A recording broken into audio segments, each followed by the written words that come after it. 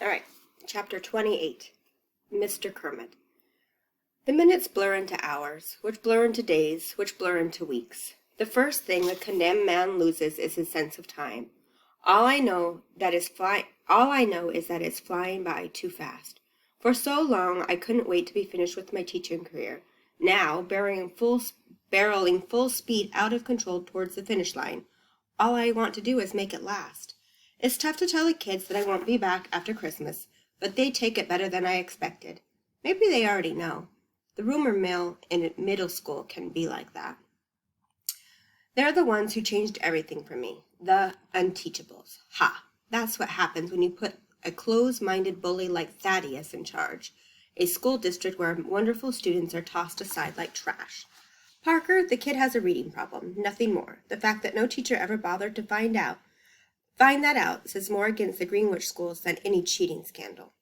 Barnstorm, look what they let him get away with because he happened to be a sports star. He never learned how to work before because he never had to. Elaine, I'm as guilty as anybody for taking so long to figure out that Elaine is smart, and she is. She's also good at hiding it. Her reputation doesn't help, but teachers are supposed to see around things like that. Mateo, the school jumped to conclusions about the kid's quirky personality. They wrote him off. He deserves better. Raheem was allowed to sleep and doodle through 6th and 7th grade before he was dumped into SCS 8. Today, he's an absolute star over at the community college. But what's more important is how well he's doing in 8th grade. Aldo might be the only one who belongs in SCS 8, but he's come a long way.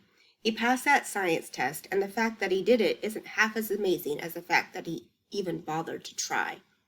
Finally, Kiana. She never had any business being in this class. She just drifted in and stayed, and not a single faculty member, myself included, bothered to look into who she was and what she was doing there. True, it worked out in the end. Kiana is a huge part of what went right in room 117, but she could have just as easily fallen through the cracks, and all her potential would have been wasted. What's going to happen to the kids on December 22nd when I have to leave? Kiana will be fine. She'll be back in California. And anyway, a bright girl like that will find a way to succeed wherever she ends up. But what about the others? Will the class get a real teacher? Or will the replacement be a babysitter? Or worse, a warden? It's too easy to see the progress of the past weeks being rolled back. Christina will try to do right by the students, but in the end, Dr. Thaddeus calls the shots. He might even kibosh the trips to Terra Nova Motors, which means so much to the kids. It hurts to admit it, but the transformation of SCS 8 could never happen without Jake. Part of it's the field trips and the time away from school. For kids like Aldo and Parker, the things they learn about cars are among the first things they ever learned, period. Or at least learned without hating it. It might have started out as Jake trying to make up for his misdeeds of 27 years ago, but he's taken a real interest in those kids, and they know it. When someone cares about you, it's just natural to respond. It's strange that a man who used to be a 12-year-old Jake should star in my teaching rebirth. And his co-star? Even stranger, Emma Fountain, daughter of my fiancé who married someone else. Emma may be a fish out of water in middle school, with her bucket filling and her good bunnies, but her energy and enthusiasm are boundless and pure. She's awakened a love of teaching in me that was buried before she was even born. Lately, I've been covering Emma's classes while she takes the SCS 8 group over to the dealership. I can't bring myself to go there anymore. I made a kind of peace with Jake, even started to like him a little. But it doesn't change the fact that he's the reason Dr. Thaddeus developed his grudge way back then. Better to stay here in room 115 running circle time and playing nursemaid to Vladimir. Emma's students are okay. Mostly they're just too many of them. 43 minutes go by, a bell rings, and a new crew is sitting there, looking exactly like the old crew. I can't tell them apart, not like the Unteachables, who are distinctive and full of personality. Nobody is likely to mistake Aldo or Elaine for any other middle schooler. As the weeks fly past, December 22nd looms closer. I savor my time with the kids the way a gourmet lingers over a fine soufflé. The class is spending so many afternoons at Terra Nova Motors these days that they're almost lost to me already. They leave on the minibus at 11 and barely make it back before the 3:30 bell. I read and reread Kiana's essays, lingering over her well-reasoned arguments. I relish the discussions with Elaine and Aldo as they work their way through where the red frame goes. I listen for the faint sound of Parker whistling through his teeth, a surefire sign that he's reading without having to struggle over every word. I cherish these things because I know I won't have them much longer. At this point, every puffy tail I wore may well be my last. At home, the walls of the apartment are closing in on me. It never bothered me before, but it's driving me crazy now. This is the future, kicking around these two and a half rooms, one bath. I was planning to cash it in at the end of the year anyway, but with early retirement, I would have been able to redecorate, maybe even move to a nicer place in a better part of town. For sure I would have traveled. I might not have the money for that now. And anyway, I'm so down that I can't think of a single spot on this green earth that I'm interested in visiting. Of course, I could look for a new job, but there are other schools in America. But Thaddeus has pretty much taken care of that. How do you explain to a prospective employer that you are fired for cause? Any Google search of the name Zachary Kermit will eventually spit out the words cheating scandal, and that will be a deal breaker. Besides, at 55, I'm not exactly a spring chicken. Starting over from scratch isn't a very attractive option. Saturday morning, I shuffled into the kitchen to investigate the prospects for breakfast. A cheese stick, a semi-stale dinner roll. I stopped food shopping again. I was doing okay for a while, but the bad news jolted me into my old ways. Oh well, with coffee it should at least go down and stay there. Breakfast is interrupted by a series of clicks. It's the doorbell. Or what would have been the doorbell if the doorbell worked. Must be a mistake. Nobody ever comes to visit. I haven't ordered anything. I pad barefoot to the door and peer through the peephole into the smiling face of Emma Fountain. What does she want at 8 o'clock on a Saturday morning?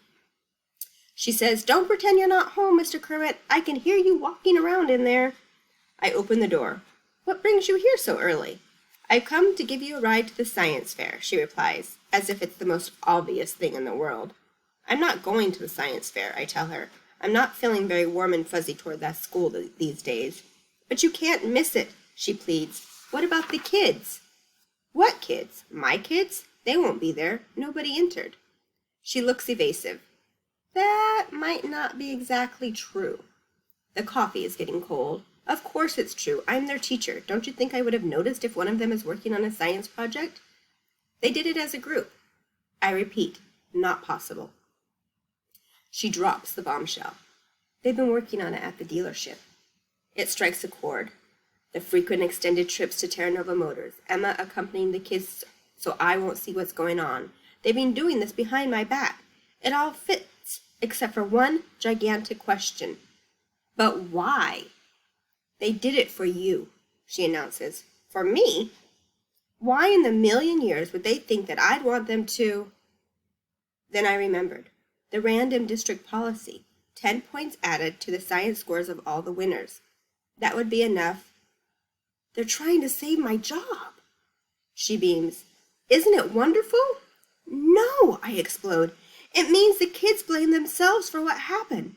How would they even know about the connection to their test results?" She studies the threadbare carpet. "You had no right to tell them that," I rave. It's a gross violation of my privacy. Worse, it made them feel pressure to enter the science fair they have no chance of winning. Don't be mad at them." "I'm not mad at them," I exclaim. "I'm mad at you. They could never do this on their own. You set this up. You and that Terra Nova dimwit. Jake loves you." "Yeah, well, I tremble to see what would happen if he hated me." She puts on the expression I remember from Fiona, the "I'm not taking no for an answer" face.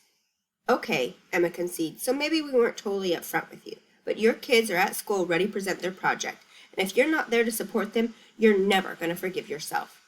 She doesn't fight fair. "Pour yourself a cup of coffee," I say. "I'll get dressed." Surrender. Total and unconditional. I might as well get used to it. Jake is waiting outside in the Porsche. "Hi, Mr. Kermit. Long time no see." I scowl at him. He's a partner in this deception, deserves no better. Plus, with an entire car dealership at his disposal, he chose to bring this motorized roller skate. "For the students," I remind myself, squeezing into the tiny back seat. All the way to school, Jake keeps up a steady stream of conversation, ignoring the frantic signaling from Emma to keep his big mouth shut. How about those kids doing this project on their own, he enthuses. They're really something. I'm too angry to answer. It's also possible that I'm too contorted in the back seat to make any sound. I'm getting reacquainted with my knees, which are pressed up against my chest. When the Porsche reaches Greenwich Middle School, it takes the two of them to drag me out of the car. I'm going to pause here because it's getting too long, so I'm going to do the second part in a minute.